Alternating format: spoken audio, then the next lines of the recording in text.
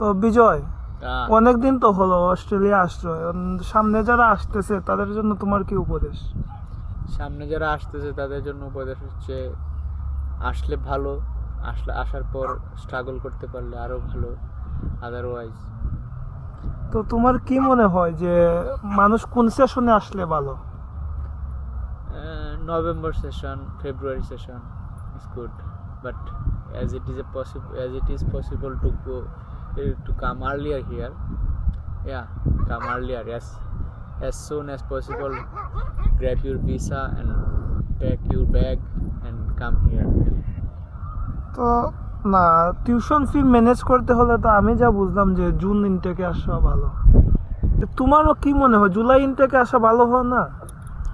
হ্যাঁ, জুলাই থেকে আসতে পারলে ভালো। এরপর একটা ভ্যাকেশন থাকে, ভ্যাকেশনে যদি ফুল টাইম জব ম্যানেজ করা যায় তাহলে ভালো একটা অ্যামাউন্ট ইনকাম করা যায়, যেটা দিয়ে নিজের পরবর্তী সেমিস্টারের টাকা সেভ করা যায়।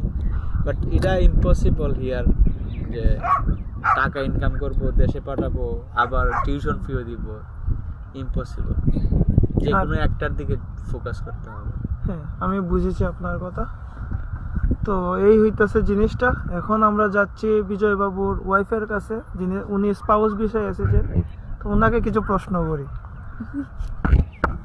তো আচ্ছা, আপনি তো স্পাউস বিষয়ে এসেছেন অস্ট্রেলিয়াতে, তো আপনার কি মনে হয় যে স্পাউস বিষয়ে আসা ভালো নাকি স্টুডেন্ট বিষয়, মেয়েদের স্পেশালি? আচ্ছা, এখানে আমি একটা কথা বলতে মানে খুব ইচ্ছা হচ্ছে যে ম্যাক্সিমাম মানুষ যারা বাংলাদেশে আছেন বা এখানেও অনেকেই, তারা স্পাউস ভিসা মানে মনে করেন তারা গেল, মজা করতেছে, খাচ্ছে দাচ্ছে, উফ কি জীবন। কিন্তু ব্যাপারটা এরকম না। ব্যাপারটা হচ্ছে যে তারা তাদের হাজব্যান্ডকে সহযোগিতা করার জন্য যে কাজ করতে হয়, বাসার কাজ করতে হয়, কারণ এখানে কোনো হেল্পিং হ্যান্ড নাই।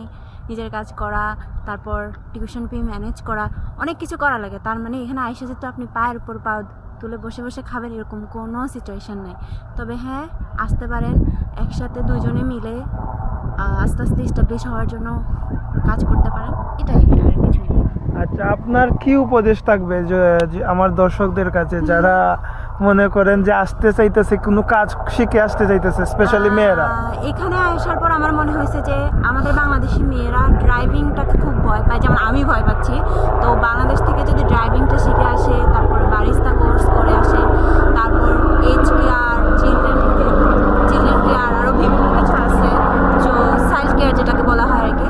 তো কিছু কিছু কোর্স আছে, এগুলো করে আসা খুবই ভালো। তবে হ্যাঁ, আরেকটা জিনিস খুব ইম্পর্টেন্ট, সেটা হচ্ছে পার্লারের কাজ। এখানে সবচেয়ে মানে কম কষ্টে যে কাজটা করা হয় সেটা হচ্ছে পার্লারের।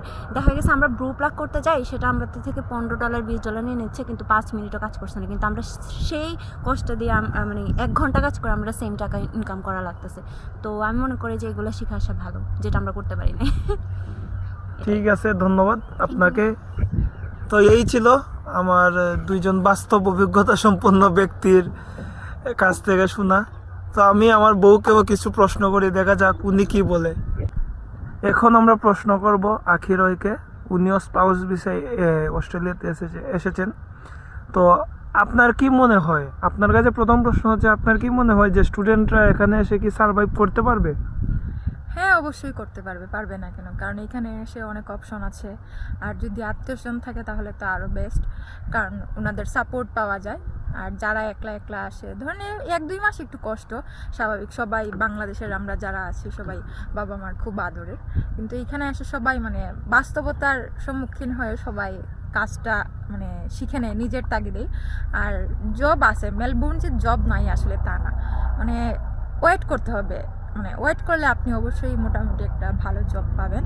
আর যদি স্কিল নিয়ে আসেন তাহলে তো আর এসেই ধরেন 1 মাসের মধ্যে জব পাওয়া পসিবিলিটি আছে, মানে করা যায় আসলে। তো আপনাকেও সেম প্রশ্ন, আপনিও স্কিলের কথা বললেন। স্কিল বলতে আপনার কি মনে হয় যে স্পেশালি মেয়েদের কোন কোন স্কিলগুলা জেনে আসলে ভালো?